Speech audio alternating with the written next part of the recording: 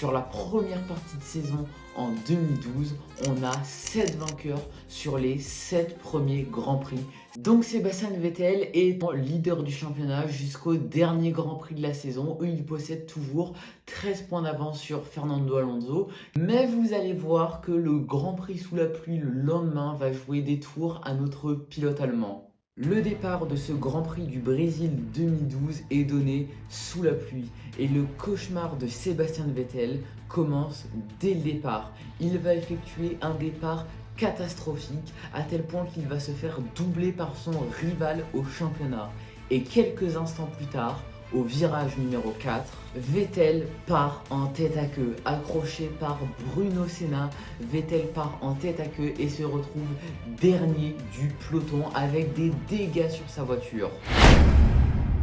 Alors pour les fans de Formule 1, si vous êtes déjà demandé pourquoi est-ce que Vettel à la fin de ce premier tour du Grand Prix du Brésil longe de très près le muret de la voie des stands, c'est tout simplement pour que les ingénieurs de chez Red Bull prennent des photos de son ponton et étudient si Sébastien Vettel peut continuer la course ou pas. Bon alors le Grand Prix est incroyable dans sa globalité. Nico Hülkenberg prend un moment les commandes de la course et joue la victoire face aux deux McLaren de Button et Hamilton. Et c'est aux alentours du 50e tour que la pluie qui était présente au départ revient.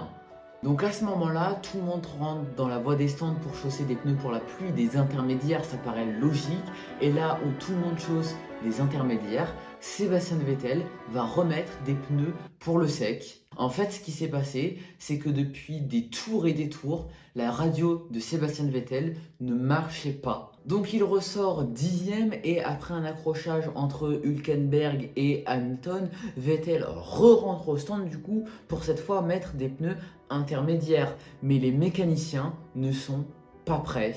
Alors Sébastien Vettel à ce moment-là ressort 9e tandis que son rival au championnat est 2e. Mais lui aussi doit s'arrêter et il va ressortir 3e derrière son coéquipier qui était Felipe Massa à cette époque, qui le laissera passer bien évidemment pour aider Fernando Alonso à aller remporter ce titre de champion du monde. Sébastien Vettel va remonter jusqu'à la 7e place derrière son compatriote, derrière son idole et derrière son ami Michael Schumacher. Michael Schumacher qui avait pris sa retraite fin 2006 mais qui était revenu en Formule 1 début 2010 chez Mercedes. Michael Schumacher va laisser passer son compatriote Sébastien Vettel. Michael Schumacher va tout simplement offrir le 3e titre de champion du monde à Sébastien